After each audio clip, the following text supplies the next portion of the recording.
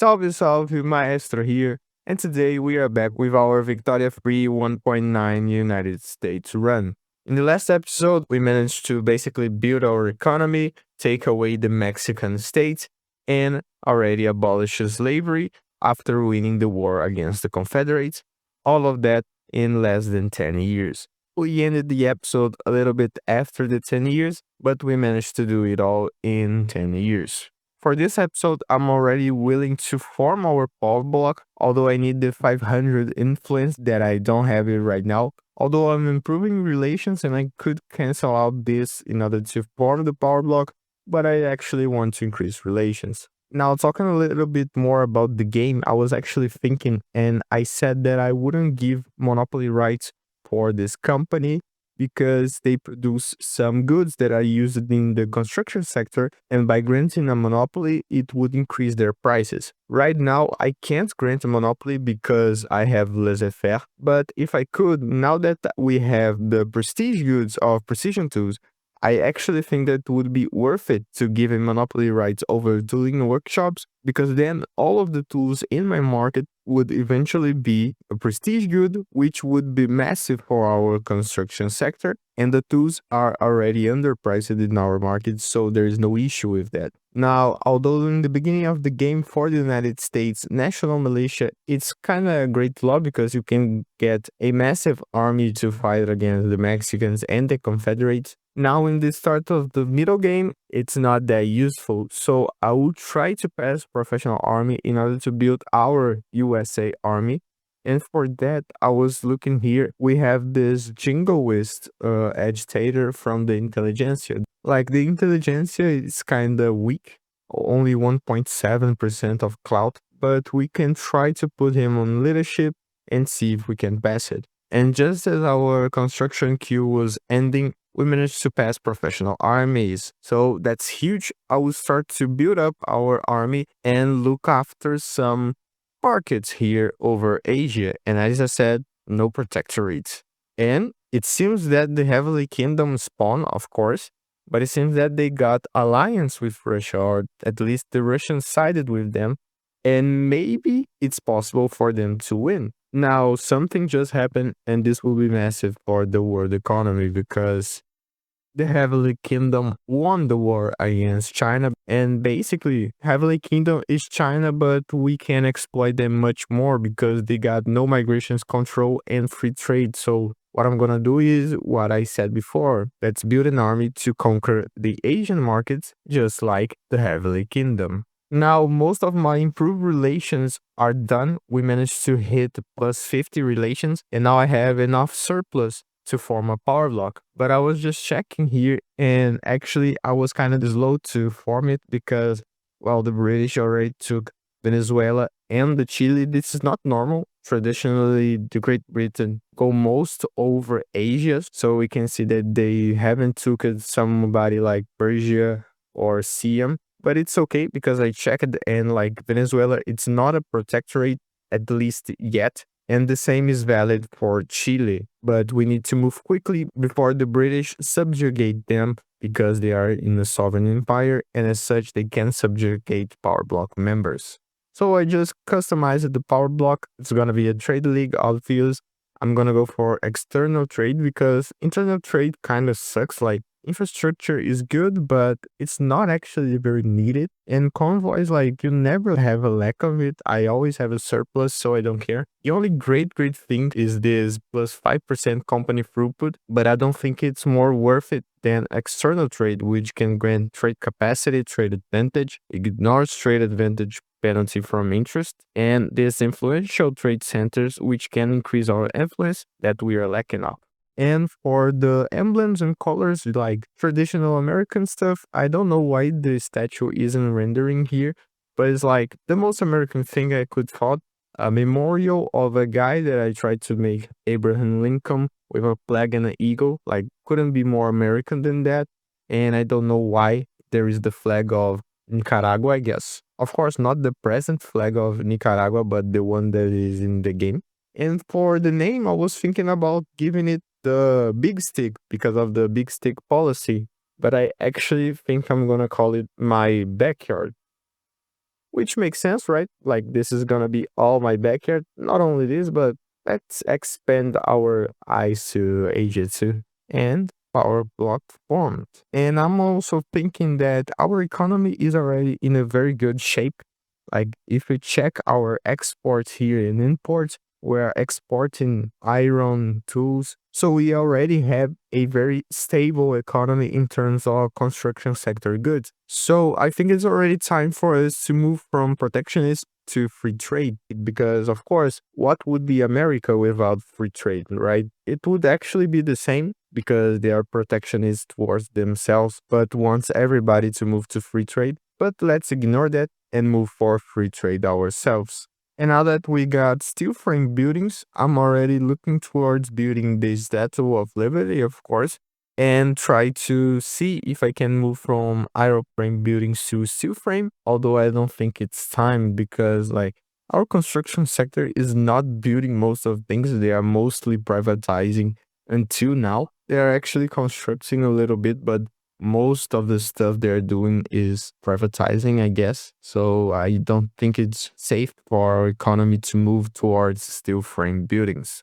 Now that we have our power block, one of the things I'm going to start to do is change our treaties here with these countries in order to not only look towards like economical laws or anything like it, but I'm actually going to start to change the free speech law and move towards right of assembly. And the reason is basically censorship decreases the leverage, actually increase the leverage resistance, and as such, decrease our leverage towards these countries. So by moving for right of assembly, we can influence these countries faster and put them in our power block faster. I'm gonna go for 50 years because, well, 90% is nothing. And after all this time improving relations with Mexico, even after we manage to take half of the country, they are already willing to accept some things like trade privileges, investment rights, and in no time we will be able to put them in our power block. And even though private health insurance would make more sense because we're talking about the US, public health insurance is just so superior that I just don't want to go for private health insurance, even if it would be funnier or more appropriate. Like, this is just better. So I think I'm gonna go with public health insurance. At least I can technically say that this is kind of a Obamacare, but in 1854. And we already can start to map the American Western frontier that will later enable the buy of the Oregon and Washington states. And our power block is already a success because we already can buy the country to the power block, which is Ecuador. And I didn't expect the leverage to increase so fast. And we can clearly see that we are on a way to already start adding these countries to our power block, like even Venezuela, that is part of the British power block, is now losing them to us. Okay, that the British are in a civil war, but still, it's a massive thing. And we received the event of an offer for Alaska, which we can buy Alaska for 3 million over the course of 1 year. And of course, this is worth it. Yeah, they accepted. And now that our army is already trained, it's time for us to start to take over some treaty ports and uncut treaties here in Asia. And I'm gonna start with Japan. Like, I was waiting a little bit for these battalions to train because I thought that Japan would have a bigger army, but I actually overtrained them. I could have attacked them earlier, but still okay. So let's take a treaty port here over Kanto. And on top of that, I'm also gonna get some investment rights over Japan. Trade privileges would also be great, but I think it's too much infamy and we already will get the bonus of the treaty port itself. So only investment rights will be good for us. Now, while we were fighting here over Japan, the Spaniards declared war over the Danmarks. And I was already thinking about invading and declaring war over the Spaniards. And the Danish even gave me what I wanted, which was liberate Cuba. But I think I will hold on and wait to declare a separate war against Spain because I not only want to conquer Cuba, but it would make sense for me to conquer Puerto Rico, like directly control, Because, in my opinion, this would make sense, right? So it wouldn't be against our little law about not conquering states. Puerto Rico is an exception, just like Hawaii would be. But for Hawaii, I'm waiting for the special events or journal entries. Like, I don't know how it goes, but for sure there will be some flavor for Hawaii. About the war itself, it's been harder than I thought, but that's why we have this army here. So in just a moment, we're gonna be invading the Japanese capital. And yeah, the Japanese capital is here, not in Kanto, and we will win this war. And the election I was having, it ended, and I'm very surprised by it because although we have like wealth voting, the trade unions managed to get more power than the industrialists, which is not optimal for what we want to do. But I noticed that I was missing the point because I have this petit bourgeoisie guy here that is a reformer, and I don't have cultural exclusion yet. So I could be passing it, and I just didn't notice it. So I'm gonna go for it right now and try to do it before this journal entry timeout. We finally did the Oregon Trail journal entry, and now let's check if it's enough for us to get Oregon from the British. And it's not, right? Oh, okay, we need to colonize it first. Okay, then. And the Japanese already accept our peace deal, so very nice war. And I was just casually like taking a look at the treaties here, putting some laws for these countries to pass. And then I noticed, like, where is my treaty with France? And then I thought that, okay, they withdraw from it because I forgot to increase the binding period. But the British are still on. Like, we still have 3 years with the British, and so we would still have 3 years with the French. But then I remember that the French had a civil war. So we basically lost our investment rights over the French. It's kind of great because now my capitalist can build some stuff that I'm not having the money to build, but it's still a bad thing. Now, a great question about this situation that I seriously don't know the answer is both of my companies have regional HQs in French. Now that I lost the investment rights, do they keep expanding on this area because technically the regional HQ is from France? Like, this will keep the growth of these companies in the French market, or no, it's over? And I just finished the colonization of Wyoming, and then the Oregon Treaty spawned, which we basically get the states from the British. Like, we don't even have to pay nothing. So, very great. And I've just researched the civilizing mission here, and now we can survey the Panama Isthmus, which is exactly what we want to do. And since I'm already here, let's just point out this will be impossible. I would not manage to complete both of this. And like being honest, this journal entry here would make Dixie a primary culture, and this would make Afro American a primary culture, which doesn't change anything in the game. Like, the only thing it does is make the performance worse because there's gonna be more split of cultures. The only bad thing about it is because I'm not gonna be able to complete the reconstruction journal entry, which is sad. I wanted to see what's the event, the nation reconstruction, but okay. And just want to point out that all my construction queue is basically I'm building some things in other countries, basically to increase the economical dependence of these countries about me, and so increasing their relation with us and increasing our leverage towards them. So basically, I'm doing this mainly in Mexico and Brazil in order to increase the leverage, and in Japan in order to increase our relations and leverage.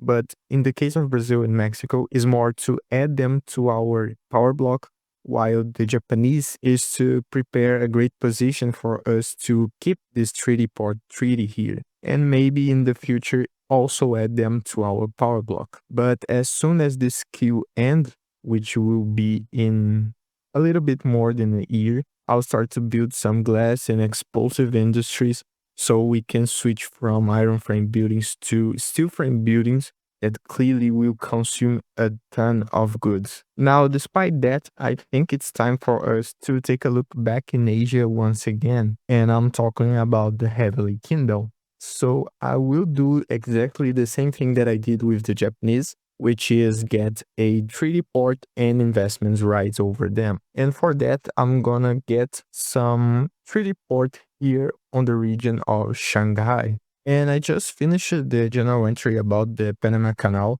So I already bought it and I'm starting to incorporate it and of course build the Panama Canal. And remember to also add some ports or trade centers to this state so you can form the Panama Canal Company. And I was checking my market and there was no point of me waiting for the queue to end. So I already started to switch to steel frame building the smaller stacks of construction sectors. And now since Korea sided with the Heavenly Kingdom too, I'm gonna do the same thing towards them. So I get to enforce a treaty port over them and also some, where is it?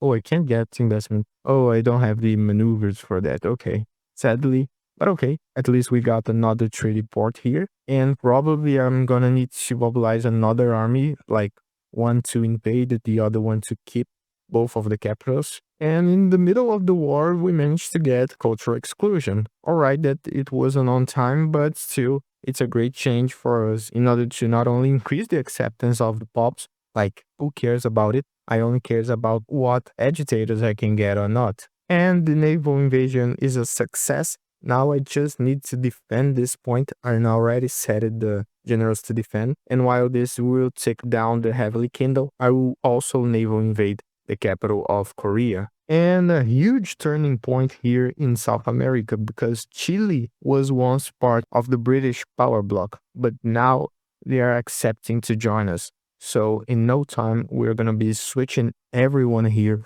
for us. Like this is our backyard, right? So they should be all under our wings. And another successful neighbor invasion here on the capital of the Koreans. So it's just a matter of time before this war ends. And of course, I forgot that in order for this number to tick down, I need to get the treaty part because it is my primary goal. So I will need to attack here in order to merge these front lines and then free one of these armies so I can naval invade Shanghai. And with the colonization of Idaho, finally we can end our colonization goals here in this game and incorporate our final state. Right now, I will decrease this institution in order to not waste some bureaucracy since we are not going to be colonizing anywhere. But later, I will try to end this by no colonial affairs. Now that the front lines merged into the Beijing front, I can finally naval invade here Shanghai and our final goal. So I'm gonna grab this army here that even though has less battalions than this, it got much more manpower and this heavily influences how effective will be the attack. And I was checking about the power block because I was very focused on the war. And basically, Mexico once had plus 198 of leverage. Like we were only 2 leverages away from adding them, but then they started to drop. So I was checking the options here and I just forgot about the normal diplomatic actions that I could take, just like founding lobbies, which I just forgot that this existed and this clearly can increase the leverage generation. So another step to do is fund lobbies in Brazil here and Peru, Bolivia once I can. The third successful naval invasion is done, and now it's just a matter of time. Now I can guarantee it because the current value of war support from the Heavenly Kingdom is already below zero. And as simple as that, now we can come here and get both treaty ports and the investment rights over the Chinese. Of course, this would happen just because I'm recording because this is the first campaign, at least in 1.9, where I get below zero convoys. And this is just because I said that internal trade would be useless because this plus 40% convoys is useless, just because that now I have a negative balance. I don't know why this is. Probably it's because of our new tree ports, but let's see.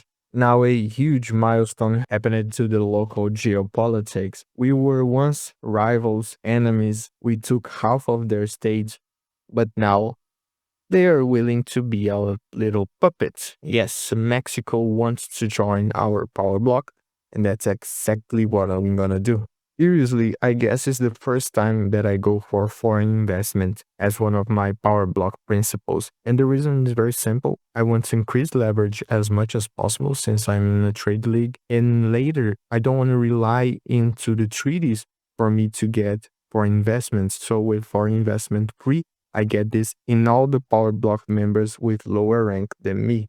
Yeah, I thought that this principle was weak, but I can clearly notice the difference between not having them and having, because our leverage towards the Brazilian was kind of like 150, and now it already jumped to 190 and increasing one by week. So in no time, we're going to be adding them to our power block too. All right, so one of the final local great powers of the region also accepted our invitation to the power block.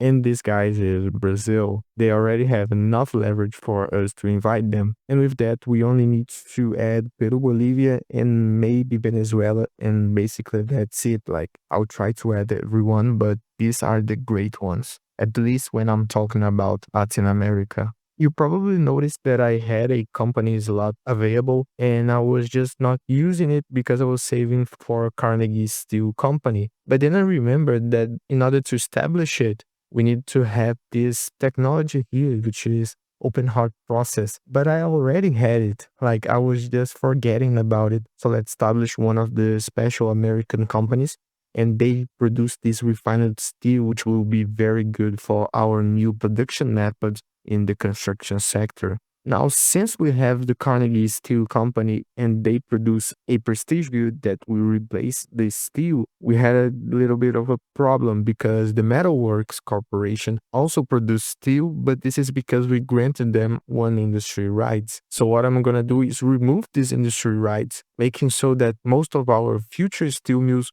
will be built or bought by the Carnegie Steel Company, and as such, increasing the share of the refined steel in the steel market. And for those who don't know, and for me, it was also a matter of curiosity. When you remove an industry right from someone, they keep the industries that are already built or owned. So there will be no problem into granting them and then needing to remove it. Now, although you may not see it, I will start to make the same things that I did with the Japanese, Koreans, and the Chinese, which is getting some treaty ports all over the world. But since this is gonna be some smaller wars, I would just like show the results at max or something like it. But just to clarify, I'm basically looking towards the Siamese market and Burma as my next targets. Man, like, how are these guys fearful with minus 103 and they don't back down? Like, I'm not conquering you. I'm just enforcing a treaty port and investment rights. That's it, brother. Yeah, just because I said it, now they back it down. Okay, at least we didn't need to go to war. And finally, the last big dog of Latin America is at their knees for us. Peru Bolivia accept being part of our power block. Now that we basically added all of the Americas to our power block, I think it's time for us to start looking at other places, like not only to add treaty ports, but actually try to add them to our power block. So like Netherlands itself is already at minus 57th leverage towards us, which is a very great number.